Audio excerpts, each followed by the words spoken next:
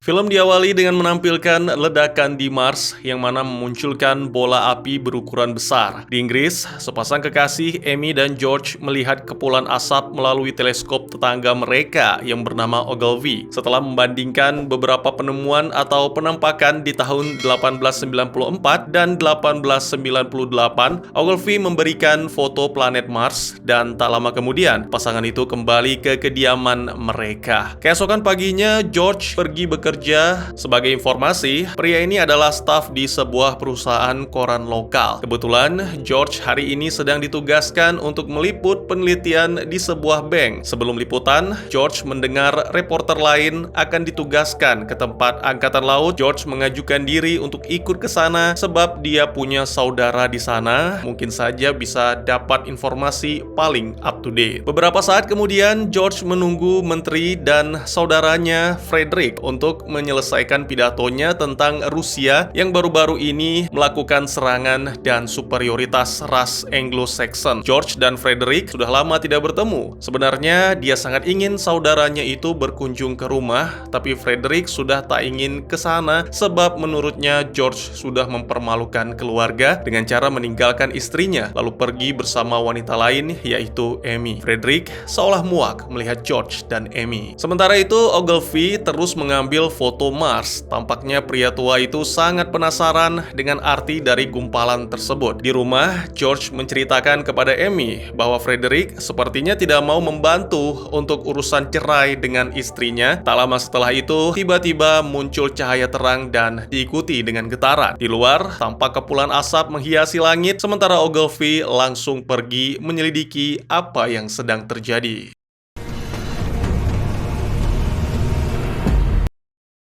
Pagi harinya, Ogilvy mengajak Amy dan George untuk pergi melihat sebuah benda aneh di hutan, bola misterius yang telah menghancurkan pepohonan di sekitar. Menurut Ogilvy, benda aneh itu semacam meteor yang datang dari luar angkasa. Tapi George dan Amy tidak sependapat. Pasangan itu justru berpikir bahwa benda itu adalah serangan dari Rusia. George mengambil beberapa gambar bola raksasa itu, lalu pergi ke kantor. Hubungan George di kantor saat ini sudah tidak terlalu baik.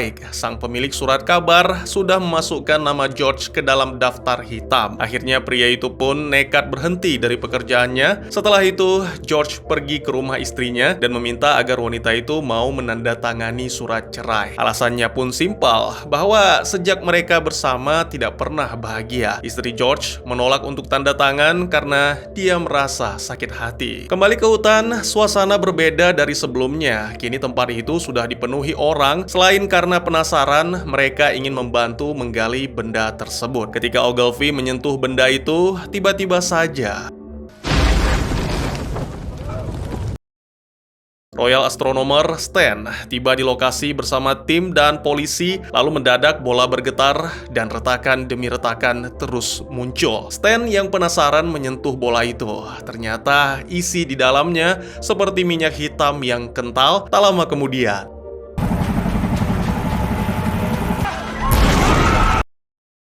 semua orang panik dan berlarian. Bola misterius berputar sampai hancur berkeping-keping. Amy dan George kembali ke rumah mereka. Pada malam harinya, George dan Amy sedang membantu pelayan mereka mencari saudara perempuannya, dan bola kedua pun jatuh ke bumi.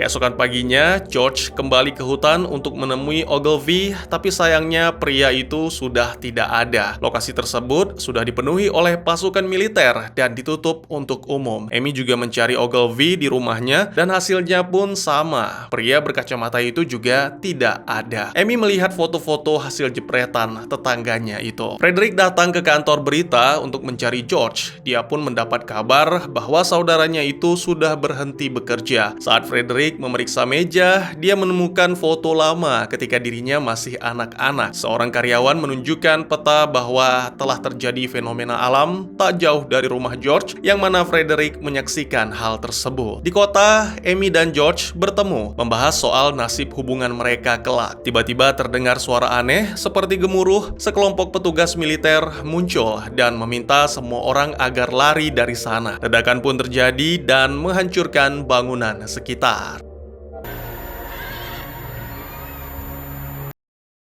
Seekor kuda muncul dan dicegat oleh George. Dia memaksa Amy untuk segera meninggalkan asistennya yang telah mati agar segera naik ke atas kuda. Mereka dengan cepat pergi dari sana. Jalan mereka terhenti ketika George melihat seekor anjing dan mau menyelamatkannya. Tapi terlambat, anjing itu seketika hilang seiring dengan munculnya alien berbentuk robot tripod di sana. Amy dan George pun harus terpisah.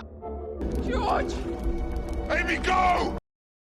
Keadaan kota hancur. Amy yang sudah berhasil lari bertemu Frederick. Dia meminta bantuan kepada saudara kekasihnya itu untuk mencari di mana George. Frederick berdiskusi dengan Perdana Menteri soal langkah mereka selanjutnya. Frederick dan Perdana Menteri memilih untuk tidak memberitahu warga tentang apa yang sebenarnya terjadi. Istana menerima para pengungsi dan Amy pun tiba di sana. Wanita cantik itu masih mencari George. Lalu Amy bertemu dengan Frederick. Dan ya, Frederick tampak marah kepada Amy. Frederick beranggapan bahwa George akan selamat jika tidak melarikan diri bersama Amy. Di satu sisi, Amy mengungkap bahwa dirinya sedang hamil, mengandung anak George. Adegan lain menampilkan sebuah tanah merah, seorang wanita, dan bocah laki-laki. Orang tersebut adalah Amy dan putra George. Adegan itu sepertinya adalah sebuah masa depan yang kondisinya sudah hancur lebur pasca apokaliptik.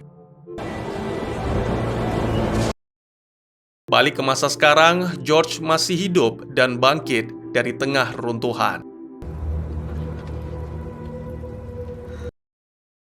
George yang masih berumur panjang menuliskan surat kepada Amy untuk jaga-jaga apabila wanita tersebut datang mencarinya. Tiba-tiba dia mendengar bunyi peluit. Itu berasal dari seorang tentara yang sedang melakukan evakuasi di lokasi tersebut. George dan prajurit itu memutuskan untuk pergi dari sana. Ketika di perjalanan, dia mendengar tangisan seorang bocah dan wartawan itu tak tega. Dia bergegas mencari anak tersebut. Namun sayangnya George dihalangi oleh kemunculan alien. Agar selamat, George dan sang prajurit harus bersembunyi.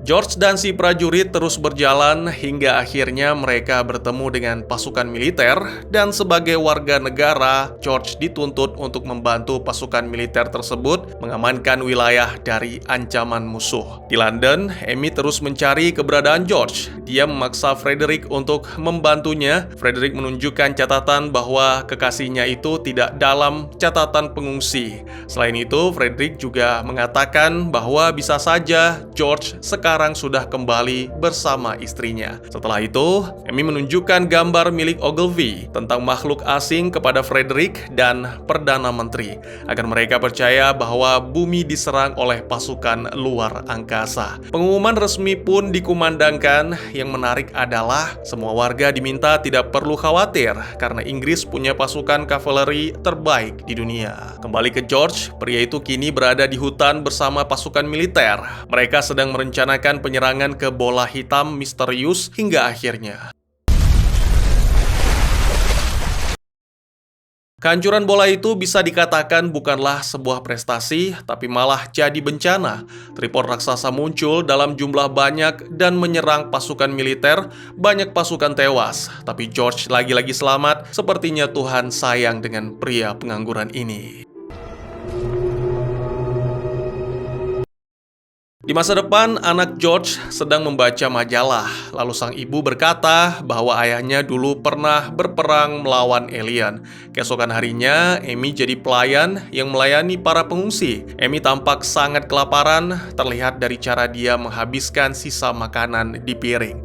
Salah seorang pria tertarik dengan Amy. Dia datang menghampiri wanita itu ke dalam tenda dan mencoba merayunya. Amy dengan tegas menolak dan mengatakan bahwa dirinya sudah menikah. Setelah tugasnya selesai, Amy pulang dengan membawa sekaleng kacang. Dia ingin memakannya, tapi sayang, sudah basi. Amy di masa sekarang sedang dihadapkan oleh kepulan asap hitam yang luar biasa. Pemerintah London resmi mengabarkan bahwa kota tercinta mereka dikepung oleh segerombolan tripod dari luar angkasa. Rakyat berhamburan ke jalan. Mereka takut dan panik.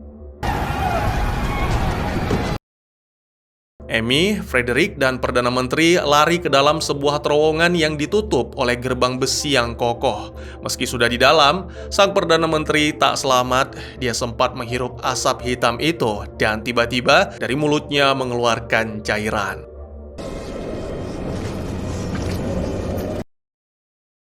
George sangat terpukul melihat keadaan kota London. Dia bertemu dengan seorang wanita tua dan mereka berbagi air minum sambil berbincang-bincang. Wanita tua yang bernama Elphinstone mengatakan kalau warga saat ini menyelamatkan diri ke pantai agar bisa pindah ke tempat yang lebih aman menggunakan sampan. George pun segera ke sana, berharap dia bisa menemukan kekasih hatinya di pantai. Di masa depan, Amy kedatangan tamu, seorang pendeta.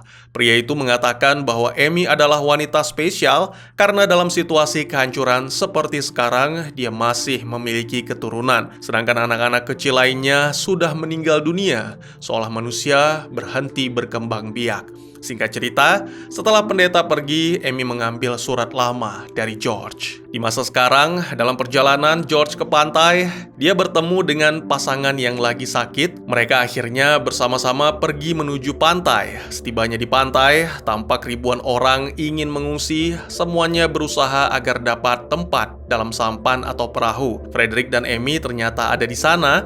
Anggota parlemen itu dapat informasi bahwa gedung pemerintahan sudah hancur. Mendengar kabar tersebut, Frederick memaksa Amy untuk segera naik ke perahu dan pergi dari sini. Tapi si wanita itu keras kepala, dia bersikeras ingin tetap tinggal dan mencari George. Setelah disinggung soal bayi yang ada dalam perutnya, barulah Amy mau menuruti perkataan Frederick dan naik ke perahu. Kurang dari 1 kilometer dari pantai perahu pergi, George datang menghampiri Frederick. Dia bertanya, di mana Amy? Setelah tahu, George langsung memanggil Amy dan si wanita melompat dari perahu. Tak hanya George, sepertinya Tuhan juga sayang kepada Amy. Perahu yang tadi ditumpanginya mendadak hancur karena ledakan yang disebabkan oleh serangan. Dan George bertemu dengan seorang gadis kecil bernama Lilan.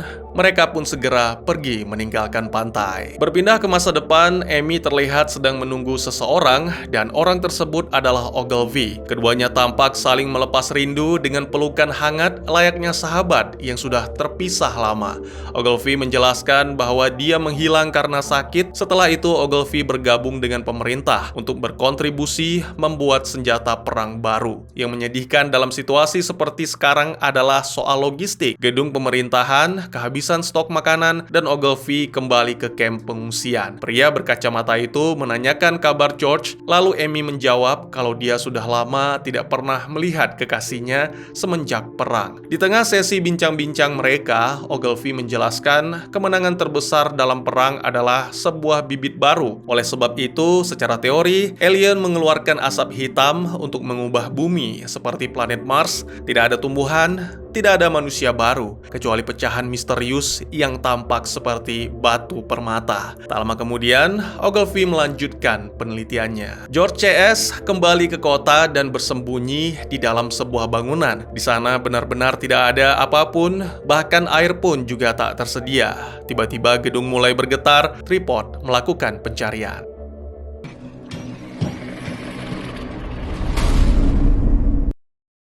Di pagi hari, George beserta rombongan melihat suasana masih gelap. Asap hitam seolah mampu menutupi terangnya sinar mentari. Ada juga tripod yang jatuh di sana. Mereka bingung apa yang membuat tripod itu tumbang, karena di sini sama sekali tidak ada tentara. Kondisi tubuh George dan Elphinstone sedang kurang sehat. Ex-jurnalis surat kabar itu bertanya, apakah ada air minum? Amy dan Frederick pergi mencari makanan di dalam rumah. Terdengar bunyi seperti pintu rusak, tapi ternyata itu adalah suara dari makhluk asing yang mengikuti mereka.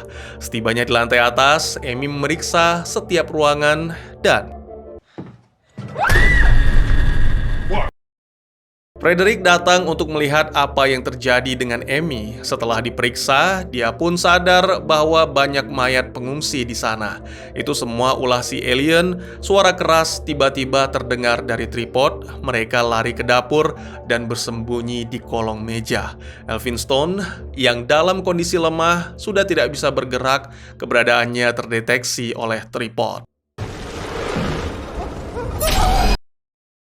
Di masa depan, Amy mengkhawatirkan anaknya yang sakit dan kelaparan. Ogilvy terus mengamati perkembangan Mars menggunakan teleskopnya, sementara banyak jenazah orang sakit dikremasi. Amy bertanya apakah penyakit itu bisa membunuh alien, lalu Amy juga meminta Ogilvy mengambil sampel dari orang yang sudah meninggal agar bisa dibuatkan serum. Mereka pun kembali bercerita tentang masa lalu. George dan Frederick terlibat perdebatan tentang rencana selanjutnya. Frederick punya ide untuk meledakkan para tripod dengan minyak sebagai bentuk perlawanan, sementara George berpikir kalau invasi alien adalah hukuman untuk Inggris. Suasana semakin tegang, Amy melerai dua pria itu. Solusi terbaik saat ini adalah pergi dari sana. Mereka berjalan menuju pintu dan melihat alien berjalan dengan gaya yang aneh, seolah seperti manusia yang sudah sangat tua. Mungkin semua itu akibat penyakit. Tak lama setelah itu, Lillian yang mengambil mainan tak sadar di belakangnya ada alien dan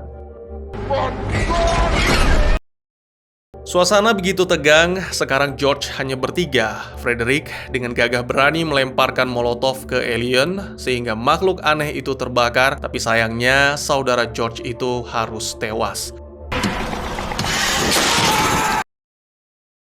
George dan Amy bersembunyi di gedung lainnya. Kondisi fisik George semakin melemah. Amy melihat alien tripod menyantap Frederick. Muncul spekulasi opini, yaitu cara membunuh tripod adalah dengan memberi makan manusia yang sedang sakit. Beberapa jam berlalu, mereka berdua tak bisa keluar dari tempat persembunyian karena kawanan tripod masih di luar. George yang semakin parah menjadi seperti orang gila. Muncul suara bising di kepalanya. Dia berencana mengorbankan diri agar Amy dan bayinya bisa selamat. George pun keluar untuk menghadapi alien. Amy tak ingin pengorbanan George sia-sia. Dia pergi jauh dari sana menuju tempat yang aman. Dalam perjalanan, Amy mampir ke rumah lamanya bersama George, tempat di mana dirinya dan sang kekasih mengukir sejuta kenangan manis. Amy menemukan surat yang ditulis George. Air mata tak terbendung. Amy menangis. Balik ke masa depan, Amy dan Ogilvy menemui pendeta dan menceritakan tentang teori mereka. Setelah mendengar, pendeta tidak memberikan akses untuk bereksperimen menggunakan orang sakit karena tak ada pilihan lain. Amy izinkan Ogilvy mengambil sampel darahnya dan putranya untuk dikembangkan menjadi serum, lalu disemprotkan ke seluruh ladang. Beberapa hari kemudian, Ogilvy mengabarkan kalau percobaan mereka berhasil, kristal misterius itu hancur. It's dying. Beberapa minggu kemudian, Amy menceritakan kepada putranya tentang betapa indahnya dunia lama sampai bocah itu tertidur. Dan di bagian akhir, ditutup dengan tumbuhnya sebuah tanaman hijau yang berarti peradaban baru segera dimulai. Amy bersiap menyambut dunia baru bersama George kecil. Sekian dulu teman-teman, terima kasih buat yang sudah menyaksikan. Jika teman-teman suka dengan cerita ini, izinkan saya untuk mengetahuinya dengan klik tombol like-nya. Kalian juga dipersilahkan untuk merequest kira-kira film apa lagi yang menarik untuk dibahas. Bisa di kolom komentar, atau bisa juga melalui DM ke Instagram saya di @teguhgusto. Insya Allah pasti akan saya baca. Silahkan dukung channel ini dengan cara share, like, dan subscribe. Sampai jumpa di video selanjutnya. Tetap semangat, tetap bersyukur setiap hari. Dadah!